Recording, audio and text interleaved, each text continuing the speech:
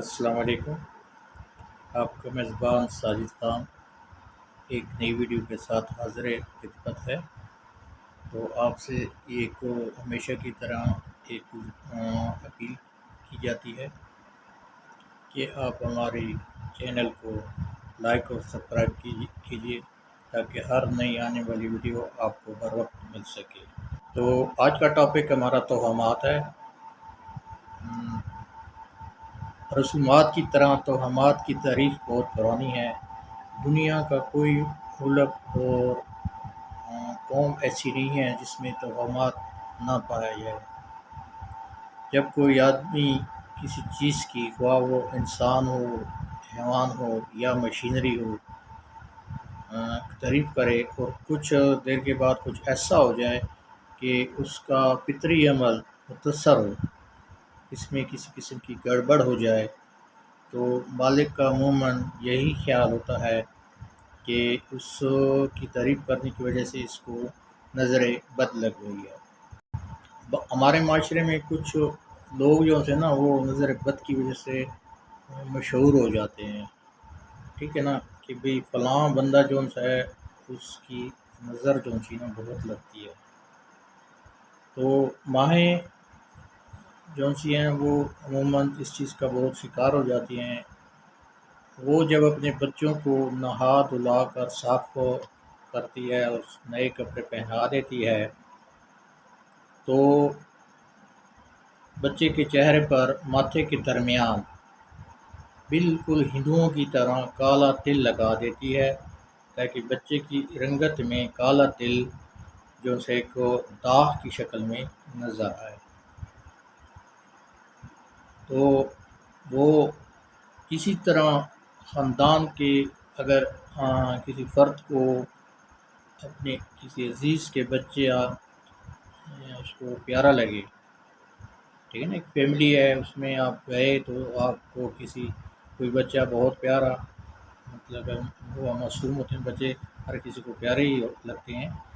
تو اگر آپ کو کوئی بچہ پیارا لگے تو وہ پرانے زمانے کی بات کر رہا ہوں، تو وہ لوگ زمین پر نا 3 بار تھوکتے تھے اور خدا سے دعا کرتے تھے کہ ہمارا جو یہ بچہ ہے اس کو میری یعنی نظر بد نہ لگے، یہ مجھے بہت پیارا لگا ہے۔ تو اسی طرح ایک اور مطلب نظر بد کی کہانی سمجھ لیں کہ دیہاتوں میں بکری، گائیں، بھینس جب دودھ دینا کم کر دیتی ہیں تو مالکوں کا عموماً یہی خیال ہوتا ہے کہ اس کو کسی کی نظر لگ گئی ہے، تو اس کے لیے وہ کسی پیر سے تویز گانڈے یعنی تویز کا کام کرتے ہیں یا تویز دکھواتے ہیں۔ پرانے زمانے میں جب وہ کسی بچے کو پیچس یا دست لگ جاتے تھے اور تو ماؤں کا یہ خیال ہوتا تھا کہ یہ کوئی درونی شے دیکھی ہے جس کی وجہ سے یہ خوفزدہ ہو گئی ہے، یہ مطلب ہے، حالانکہ اس کی مین وجہ یہ ہوا کرتی تھی کہ مائیں جو تھی وہ اپنے بچوں کا اتنا کیئر نہیں کرتی تھی اور بچے جو سے تھے وہ بے وقت کھانا کھا لیتے تھے یا زیادہ کھا لیتے تھے، جن کی وجہ سے ان کو پیچس یا دست لگ جاتے تھے۔ تو اس بیماری کی صورت میں والدہ جو تھی وہ بچوں کو کسی پاکیزہ عامل عورت کے پاس اس کو لے کے جاتی تھی اور وہ عورت ان کا علاج اس طریقے سے کرتی تھی کہ جھاڑو میں سے ایک تنکا نکال لیتی تھی اور اس کا ناپ دیتی تھی، پھر زیادہ حصہ وہ گرا دیتی تھی تنکے کا اور اس کے گردن کے آگے وہ اوپر نیچے کرتے تھے تو مسلتی رہتی تھی اور کچھ پڑھتی رہتی تھی اور پڑھ کر وہ دم درود کرتی تھی اور یہ ہر اتوار کے اتوار یعنی 3 اتوار ان کو بلایا جاتا تھا۔ اسی طرح کسی گلی میں اگر کسی راہ گیر کو کوئی کتا کاٹ لے تو راہ گیر اس مالک کا پتہ کرتے تھے کہ وہ کتا کس کا ہے، اور اس کے گھر سے وہ مرچیں لے کر جاتے تھے۔ تو وہ مرچیں جو سی ہے وہ تیل یا گھی میں آگ پر پکا کر اس کا ایک لیپ سا بنا لیتے تھے، اور وہ لیپ جون سا تھا اس کا وہ صبح شام اپنے زخم پر لگاتے تھے۔ ان کا یہ خیال تھا کہ یہ اس طرح کتے کا جو کاٹنے سے جو زخم ہوا ہے وہ جلدی ٹھیک ہو جائے گا۔ موٹا کالا کوا جب کسی کے نزدیک سے یا اوپر سے اٹھتا ہوا کائیں کائیں کرے تو عام طور پر عورتیں کہتی ہیں خیر کی خبر لا۔ قدیم زمانے کی ایک روایت ہے کہ ایک دفعہ کسی آدمی نے کسی دوسرے آدمی کو ایک جنگل میں کسی وجہ سے قتل کر دیا۔ لاش وہاں پڑی رہی۔ کالا کوا جو شہر میں رہنے والے کووں سے بڑا ہوتا ہے، لاش کے پاس کہیں سے اڑ کر آیا۔ لاش میں نرم جگہ آدمی کا پیٹ تھا۔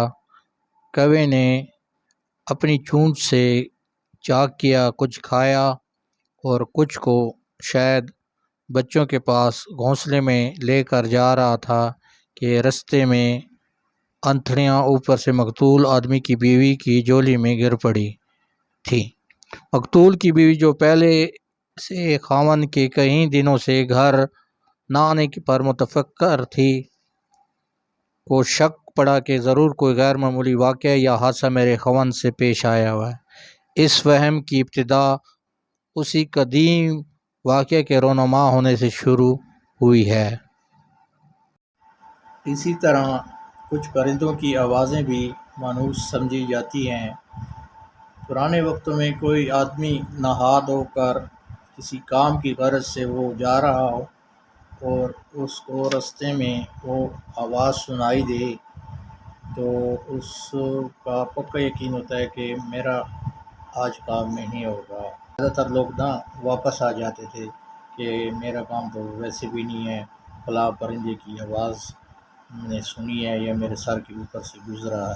اسی طرح رستے میں سب سے پہلے اگر پانی سے بھرے ہوئے گھڑے عورت کے سر پر یا گدھے کے پشت پر لادے ہوئے پانی سے بھرے ہوئے ٹین یا ڈرم نظر آ جائیں تو یہ عقیدہ ہوتا تھا کہ کام ہوگا، اور اس کے برعکس خالی گھڑے یا ٹین نظر آ جائیں تو خیال ہوتا تھا کہ کام نہیں ہوگا۔ اسی طرح شکاری جب شکار کرنے کے لیے صبح سویرے گھروں سے نکلتے تھے تو انہیں بھرے ہوئے گھڑے یا دوسرے پانی سے بھرے ہوئے برتن نظر آ جاتے تو وہ یقین کر لیتے تھے کہ شکار ضرور ملے گا۔ شکاریوں کو اونٹ جہاں بھی نظر آ جاتا تو وہ اس کو اچھا شگون تشبیہ دیتے تھے۔ ان کا عقیدہ ہوتا تھا کہ شکار ضرور ملے گا۔ شادی بیاہ کے موقع پر دلہن کا پیا ہوا پانی دولہا کو دلہن کی سہیلیاں چالاکی سے پلا دیتی تھی۔ اس سے ان کا یہ عقیدہ ہوتا تھا کہ اب ساری عمر دولہا میاں بیوی کا تابع دار اور فرما بردار رہے گا۔ وہ جمعے کے دن کسی خاص کام کے کرنے کے لیے بھی نہیں نکلتے تھے، کیونکہ وہ جمعے کو اپنی زبان اور خیال میں ٹھنڈا دن سمجھتے تھے۔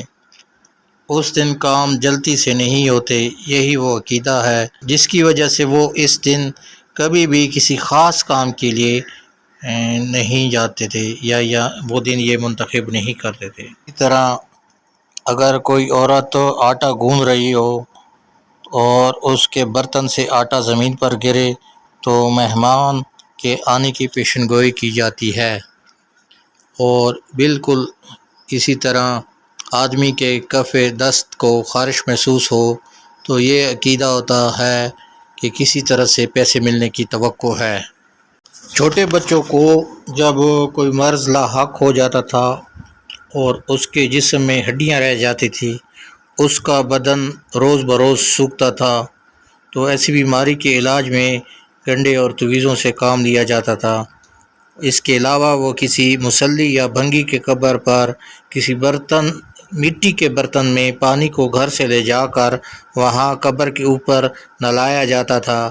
بچے کو نلانے کے بعد مٹی کے بنے ہوئے برتن کو وہاں قبر پر ہی توڑ دیا جاتا تھا۔ یہ نہانے کا طریقہ اور عمل 3 اتوار یعنی 3 اتوار باقاعدگی سے کیا جاتا تھا، تو اس وجہ سے عورت کو یقین ہو جاتا کہ بچے کی بیماری ختم ہو جائے گی۔ اس کے علاوہ اگر کہیں نزدیک مصلی یا بنگی کا قبر موجود نہ ہو جس کا علاج تو کسی مزار یا خانقاہ پر بچوں کو نہانے کے لیے لے جایا جاتا تھا۔ عقیدہ یہ ہوتا تھا کہ بچے کی بیماری نہانے سے ختم ہو جائے گی۔ پرانے کپڑوں کو وہاں چھوڑ دیا جاتا تھا اور بچوں کو نئے کپڑے پہنا دیے جاتے تھے۔ شیشم یا کسی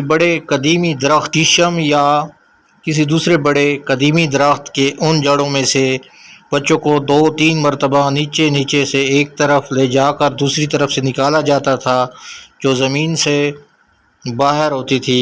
یہ عمل بھی باقاعدگی سے 3 اتوار کیا جاتا تھا۔ بعض اوقات کسی دور دراز تالاب میں بچوں کو نہانے کے لیے لے جایا جاتا تھا۔ نہانے کے بعد واپسی پر یہ شرط ہوتی تھی کہ پیچھے تالاب کی سمت نہیں دیکھا جائے۔ تو یہ چند واقعات تھے۔ دوستو ویڈیو اچھی لگے تو اپنے ساتھیوں اور رشتہ داروں کے ساتھ شیئر کیجئے۔ تو ملتے ہیں ایک نئی ویڈیو کے ساتھ۔ خدا حافظ۔